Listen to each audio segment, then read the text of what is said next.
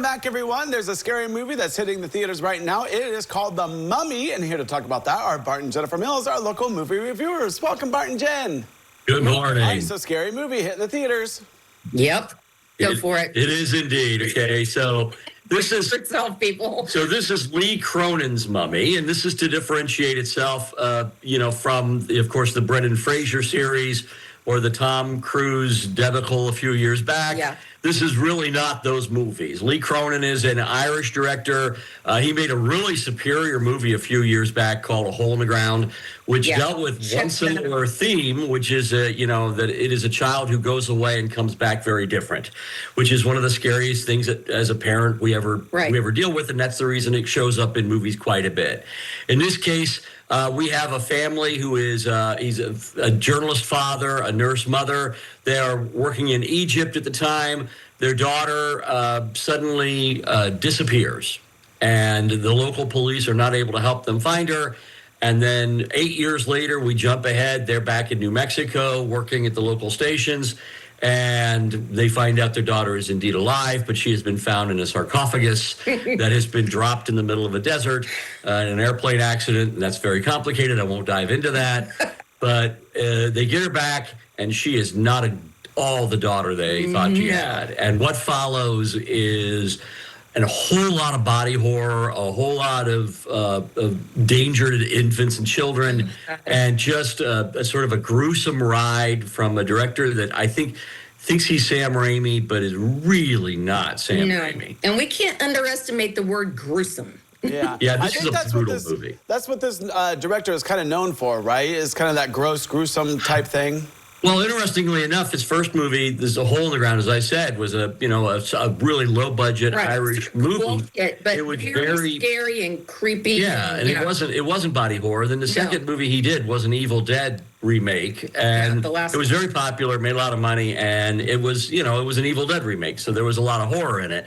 But I think it was done again with that sort of twisted sense of humor that you get from the days of Raimi and things. Right. This isn't, largely because there are children involved. And if you're a parent especially, and I'll acknowledge that it hits me a little harder because I'm a parent and a grandparent now. So when you see children imperiled and hurting themselves, that takes the fun out of a movie. Right. And, I'm certainly no Shrinking Violet, but this movie was, as I said, it just felt brutal and violating. At one point in time, I looked at him and I said, I feel like I'm being assaulted right now. Like, it's an assault on the senses. It just keeps coming. Yeah, and whatsoever. Like, there's no break to even catch your breath. It's rough.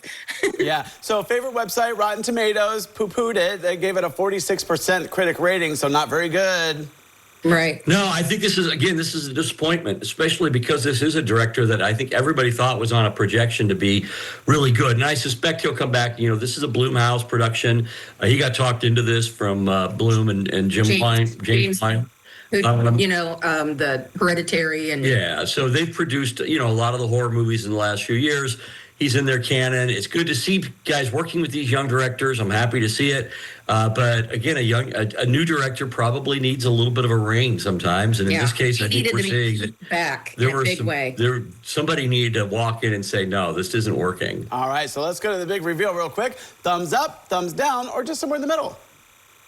The only people that I would recommend this movie to is like hardcore people that are into hardcore, extreme, like body horror, torture movies. Like, I don't even think Saw and Hostel are at this level. I mean, this is hands down one of the goriest, like, most brutal movies I've ever seen. Yeah. Even worse than, like, I Spit on Your Grave. That's not a dare. We're not asking anybody local to put something out.